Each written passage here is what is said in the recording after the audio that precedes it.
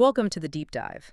Today, we're taking a look at the complexity of global events, at the stack of reports and intelligence streaming in, and we're going to give you the distilled knowledge you need. Our focus today is razor sharp on Eastern Europe. And on the diplomatic high-wire act surrounding the conflict, we're looking at reports emerging over just the last 24 hours. What we've compiled is a really focused analysis.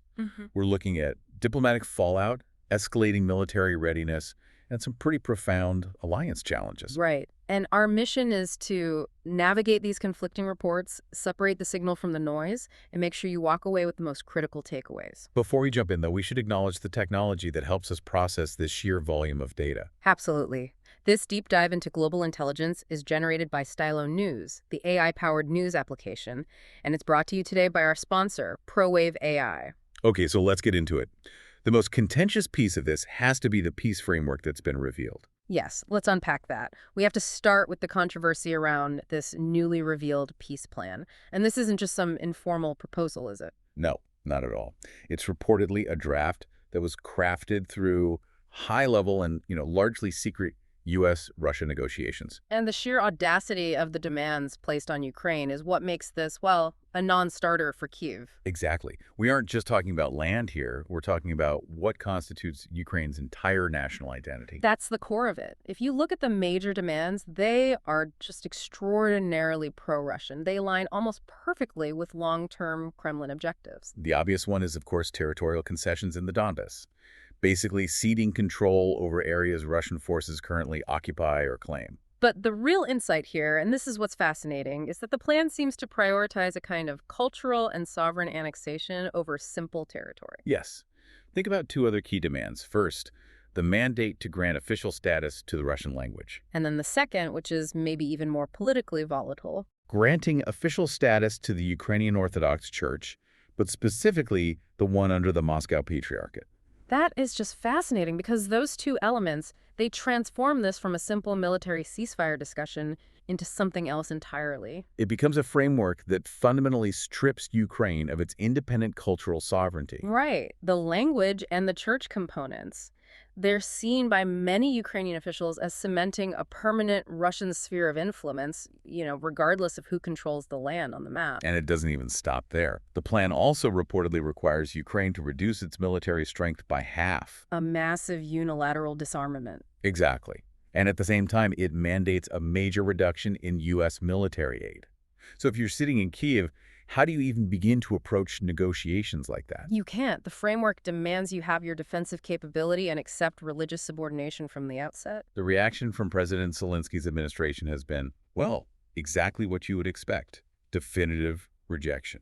They're calling it excessively pro-Russian and outright unacceptable without major revisions. They are firmly rejecting any concessions they see as favoring Russian interests. And they know these specific demands would be political suicide domestically. Which also raises the question of U.S. involvement, doesn't it? The White House is publicly denying endorsing any Russia-friendly peace proposals. They're emphasizing the need for realistic negotiations that respect Ukraine's borders. But the fact that this highly detailed, controversial framework allegedly came out of U.S.-Russia discussions. It suggests an internal divide, or maybe a strategic effort to, gauge the reaction, which is now clearly backfiring. I think the U.S. denial has to be seen as major damage control, regardless of what was discussed behind closed doors. Sure.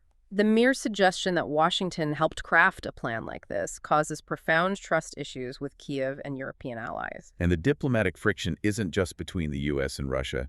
This whole high-tension environment is creating immediate problems elsewhere. We saw that clear sign of deteriorating relations when Azerbaijan summoned the Russian ambassador, right? Yeah, after missile strikes damaged its embassy in Kyiv, it just highlights the risk of these rising tensions and how instability can be contagious. Let's pivot now to the immediate military context, because diplomatic paralysis often coincides with battlefield intensification. We need to talk about the ATACMS missiles. Indeed. Russia is certainly paying increased attention to these U.S.-supplied long-range precision weapons. There was that recent Ukrainian missile attack near Voronezh. Right. And Russia recently assessed the threat from that. That strike served as a very sharp reminder of the missile's range and precision. It essentially brings key Russian logistical hubs well within range. What's interesting here is the psychological aspect. Moscow keeps asserting confidence that their air defense systems can counter these weapons. But the repeated need to make that claim suggests a real concern, doesn't it? They acknowledge the precision, they acknowledge the range, but they publicly maintain this capability. It's a classic claim-counterclaim situation.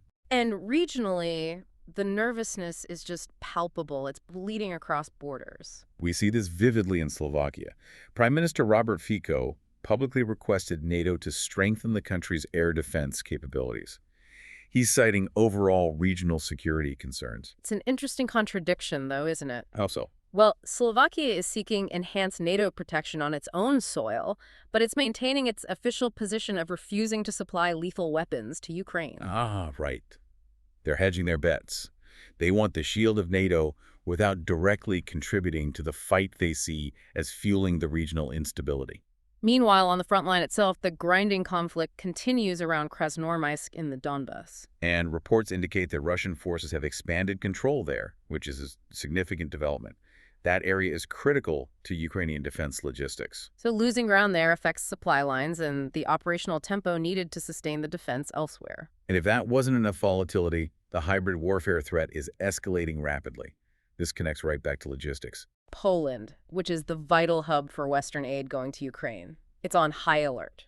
Their military leaders have declared a pre-war state.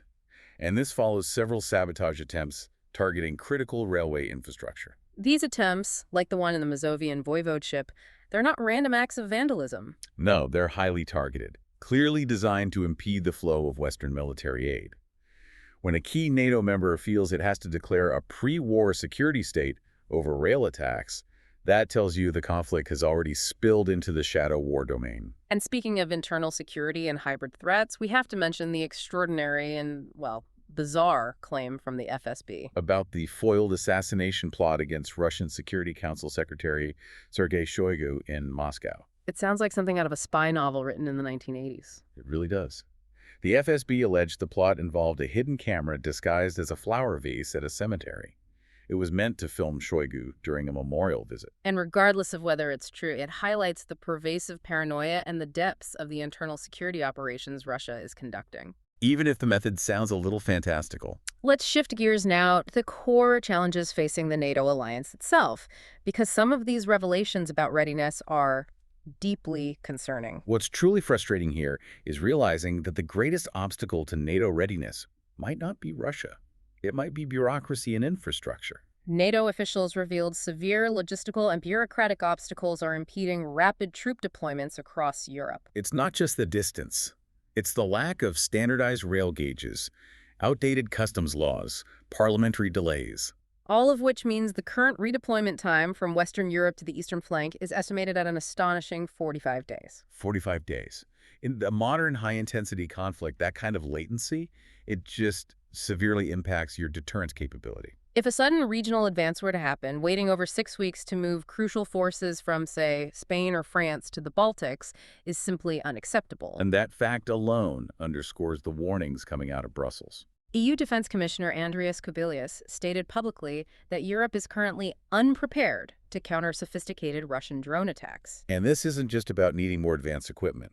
He called for the urgent integration of Ukraine's combat experience into EU defense frameworks. That's a critical insight, isn't it? Ukraine has become the real-world laboratory for modern warfare. Especially against cheap, effective, off-the-shelf drone technology. Europe's military-industrial complexes are built for expensive wars with expensive hardware. But they're losing the low-cost drone battle. Exactly. Kubilius is essentially saying, stop consulting your internal defense planners and start consulting Kyiv on how to survive a swarm attack.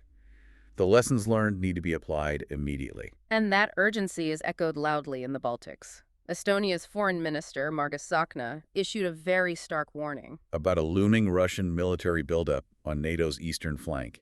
He projected it could materialize within the next 2 to 3 years. Which means the timeline requires immediate enhanced deterrence, not just discussions about long-term readiness. Right. But despite these collective gaps, aid is still flowing from individual members.